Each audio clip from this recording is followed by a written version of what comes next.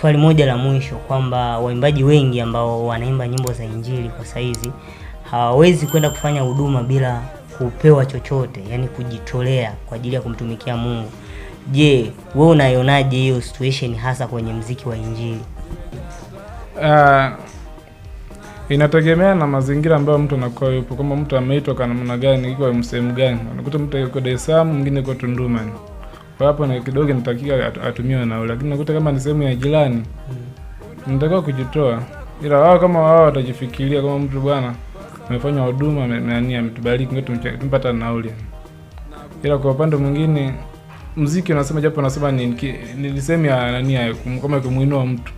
Sasa lakini anayemuinua mtu ni Mungu peke yake. Mungu ndiye anainua watu mpaka wanainuka.